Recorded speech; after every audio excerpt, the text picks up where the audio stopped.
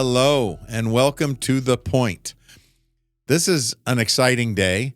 You're going to get to consider some ideas that are not readily available out in the marketplace or in Google that are key elements of how you can drive change in your life and sustain that change. So, three key components to changing are to actually make the change and then to sustain the change. And oddly enough, it's important to know how to live in that change and accept the new circumstances that are in the change. When you're visualizing, and for those of you that are making advantage of the Designing Strengths process and book, then you're aware of what the visualization process is there and really seeing what's coming, right? Understanding what you're going to be experiencing, feeling, putting as many pixels as you can to it when the goal you want is achieved. And there are moments, and you may ask your friends and others that have been successful, oftentimes, if you get to where you want to go, there may be things happening that you weren't aware of that you didn't know you'd have. You didn't know that you'd experience. Maybe it's a different perspective on something or a different problem or a different thing to juggle, a different time management issue or anything else that you might have. But so once you get there, actually accepting what's happening and then living in that change and adapting appropriately to whatever it is so that you maintain the space, the energy, and the environment that you want.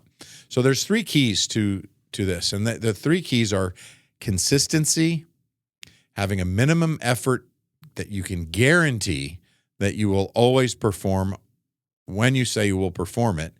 And if you're someone who likes to overdo things, a maximum you will do as well.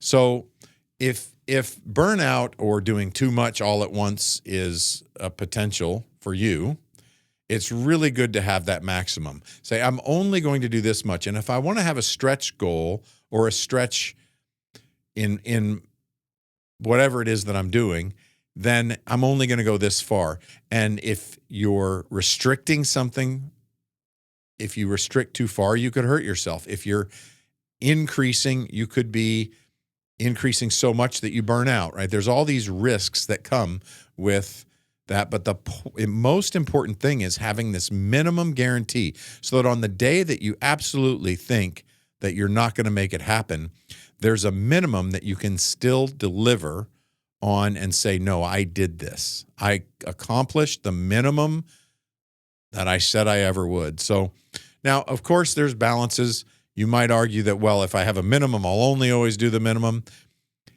That's a whole nother show. And that's something that if you want me to go into that, if you want that topic to be discussed, DM me, let me know, and we'll dig into how to manage if all you're doing is the minimum or you're not even hitting the minimum, because that's a whole different topic. And we have covered that in the past, and we will continue to cover that in the future. But let's keep moving on what we're on this particular topic, because this is going to be epic for you. So consistency, a minimum effort that you can guarantee, and a maximum if you tend to overdo it. So you're giving yourself parameters, okay?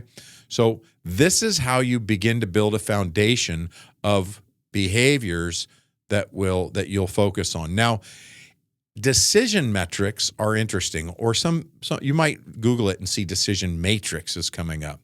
And if you look up decision metrics, you're going to find things like return of investment, the internal rate of return, maybe payback periods or break-even analysis or key performance indicators, opportunity costs. You're going to look at all these different metrics or measurements that you can make that will help you make great decisions. And that's amazing if you have a company or a product or something else that's working well. But what happens when you are going into uncharted territory with the change you're trying to make? Now, we've deployed this decision metric into a successful company to help them scale, and it's amazing to watch it happen, because What this leads to is being able to understand some of the metrics that people are typically making when they're trying to come up with the metrics to evaluate and grade what's going to come next. So this is a metrics that you can create for yourself or your business or your work group so that you have a process of how you're making decisions that create the most effective nature for you to move forward towards what you want. And if you're going into the unknown, that's even more important. Another time that happens is when you have a lot of data and you know everything already. You already have the brilliance to get everything done, and for some reason you're still not getting there.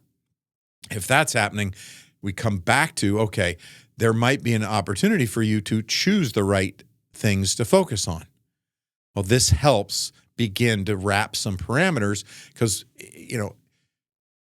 how often have you heard in the world that what you measure, you will change, or what you measure, you will affect? Well, this gives us a way to start measuring what a lot of people think is not measurable, in that we're measuring part of the human spirit of how we make decisions and how we do things. So let's not forget to have the ultimate goal in mind. We want the largest idea possible in our mind so that it simplifies a lot of the stuff. That's the way to create clarity in today, is to really know what we want in the biggest picture, because there's a lot of things that we might want to do if that's not important to us. So having the overarching goal is important. You can catch that on other episodes, and you will hear about that again talking about it. But remember, keep that higher ultimate goal in mind. So the way that we're going to do this, we're talking about the foundation now, is the first metric that we're going to start working on is what we focus on. So this client I'm talking about that we're working on, it has a solid foundation of people that care about people, and everything about people is important. They're very data-driven, numbers-driven, analytical people, but the most important thing in the company is the people, because without it, the belief system is what's it all worth. Now, they're also very principled and values-driven company. They believe that there's certain ways to be and do things. So the foundation in this case that I'm using as an example is that the foundation is the strength of the people and the strength of their principles.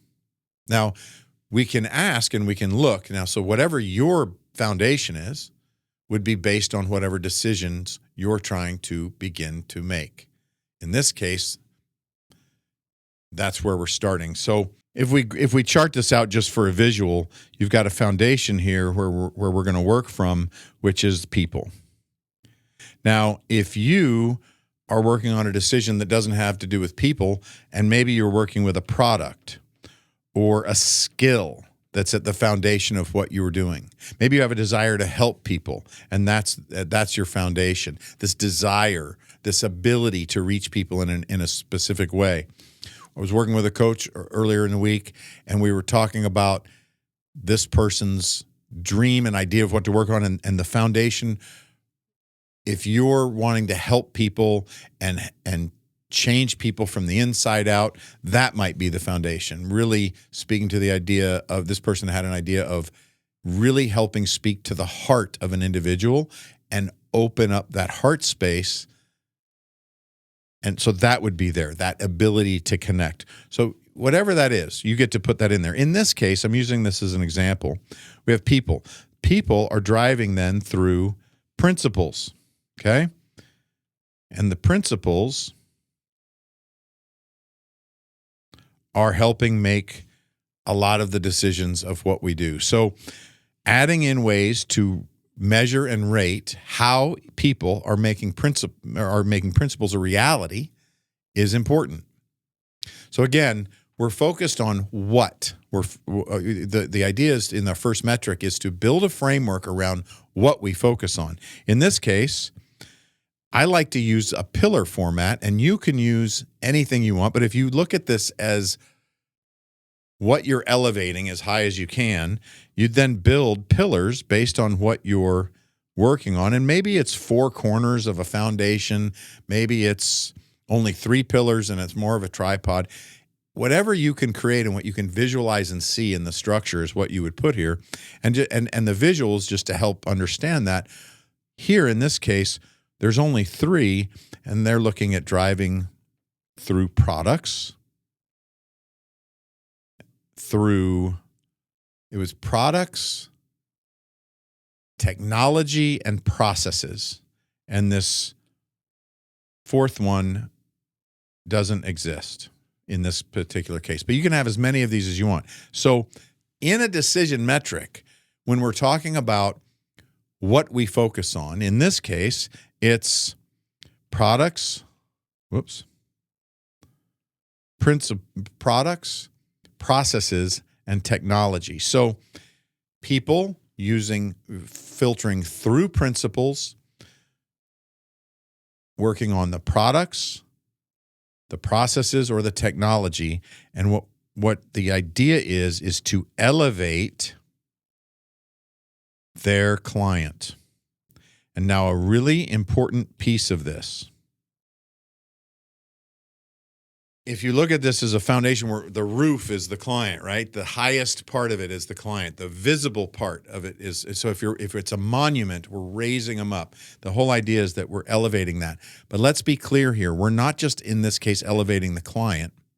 We're elevating the client's wants and needs. So we're focused on health systems, and in health systems, the idea is the patient. So this company is working with people as their foundation through principles on products, processes, and technology that will elevate the hospital systems to allow them to serve the patient better. And we're looking for clear ideas of how that actually happens. So when we're making decisions, and a common thing that happens is, I have 15 things to focus on. Which one should I do? How many of you have a list that's so long that 80% of it seems like it may never get even addressed? So if you're having any of those issues where you're that busy or there's that many potential things to work on, this is extremely helpful, and it will end up leading to helping make other decisions. Now, your clients, again, you want to elevate them to their goals. You want to connect the people, especially when people are important. So whatever you're connecting on either end of this is going to be important to how you connect it. And in this case, we're connecting all the way to the end of that patient experience, which is connecting the people, which is a value. So values come into play. If you are looking for assistance in working through this, and you can certainly DM me and we can get into other conversations, but this leads to having the information about what our KPIs might be that would then help us start turning a profit on anything that we want to do, or creating the change, or actually sustaining the change. So, and base repeatables and all the other things that you've heard fall into play on ways of getting there. There's a lot of ways of getting there, but here's the next section.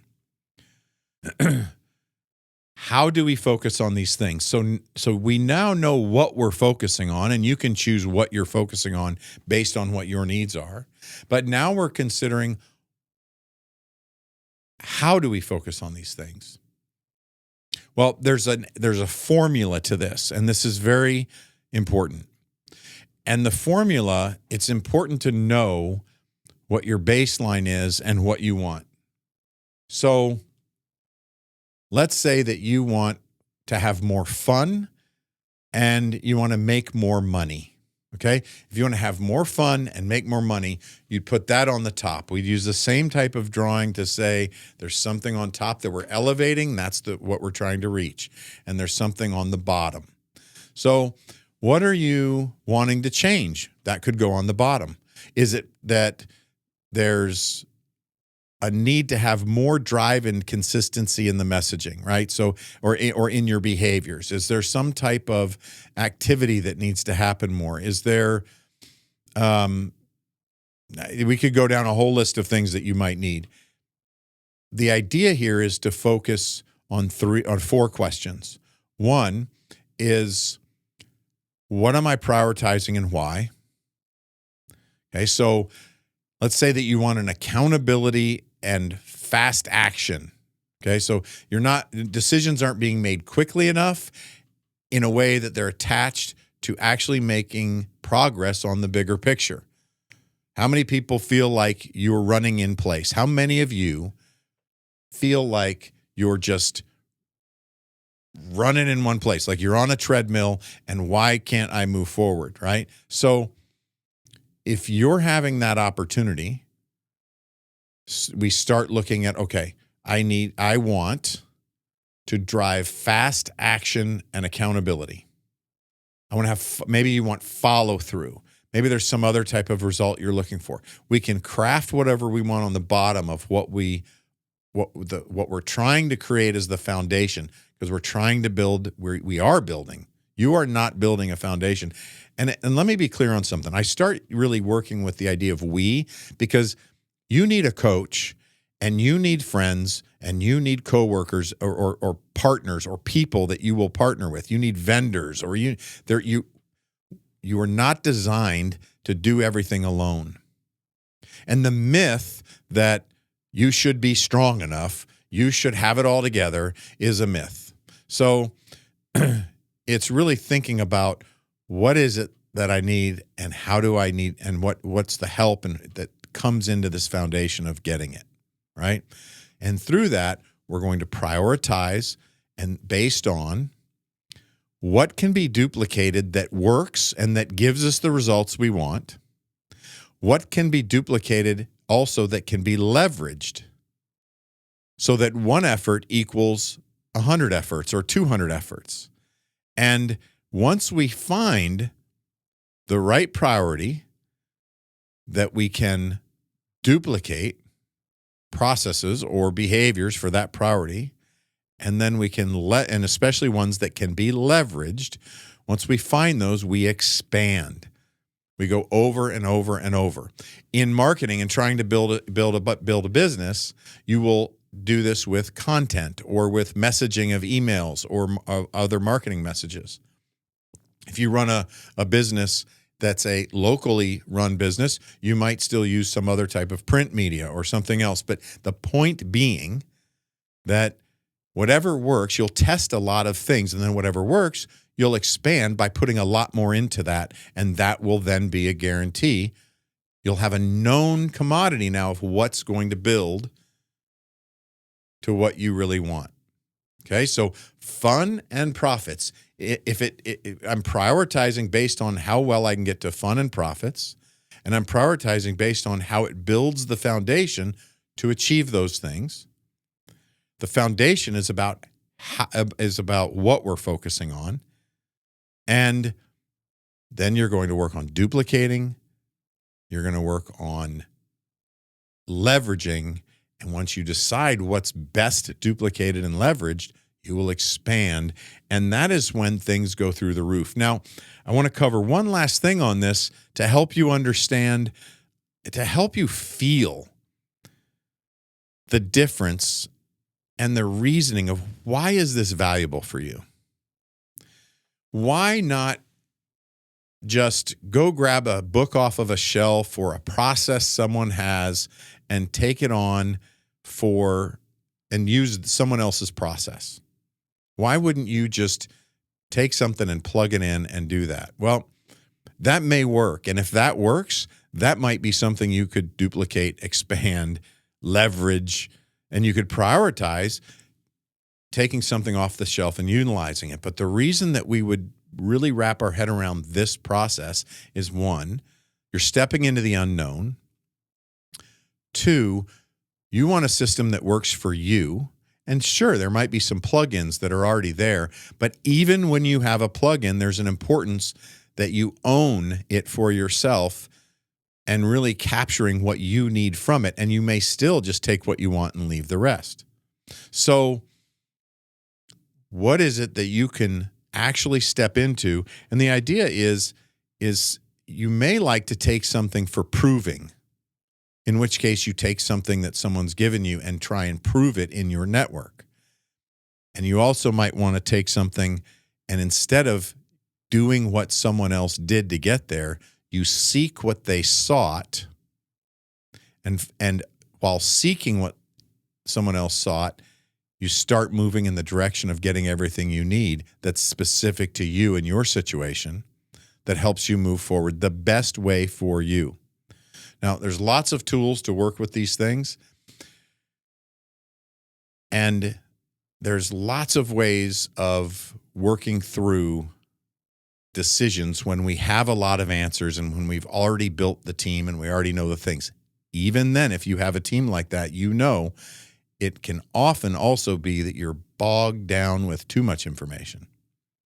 This will help either find the right things to measure and focus on, or this will help you hone down all of the noise into what's most specific.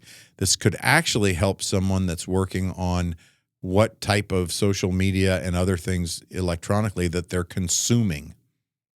If you're consuming a lot and you're getting into that type of fatigue, you could put together a very quick decision metrics to help you decide what you're focusing on and how you're focusing on it. And really look at what you're valuing, right? That's one of the things that comes through this is we start to really begin to understand what we're valuing. In this client example that we use, it's a significant company, and we're talking about really focusing on, we're valuing the people and the client experience, and not just their client experience, but their client, that they're reaching their goals. So everyone's attached to a higher overarching goal. It's a beautiful thing. There's a lot more energy in everyone trying to get to one place, and everyone's going to get there in their own way in this type of a metric. So if you're taking something off the shelf, take it for proving. And if you're using a process like this, you're creating something that you could end up putting on the shelf that might work for someone else, and you are leading the way in breaking through ice that other people haven't broken, and that makes room for other people to succeed as well. So take it for proving, make it yourself, seek what others sought, and let's drive decisions that are intentional and impactful so that you get what you want and can live the life that you truly wish to live and expect to live. Till next time. Thank you for joining us for another amazing episode of The Point with me, Jeff Spikes. The greatest compliment you could give me is liking, loving, and sharing this episode with all your friends. So please, if you're on Spotify, iHeart, or iTunes, leave a 5-star rating and review. If you're on YouTube, like and subscribe. Make sure to tag me. I love hearing from you, the listeners of this show. The links for all my social and iTunes are in the show notes. Also, if you'd like to engage with me in anything related to my coaching, consulting, speaking, or programs, please visit jeffspikes.com for everything you would need to know to engage with me offline. And lastly, thank you for your time, your attention, and your consideration. This is The Point.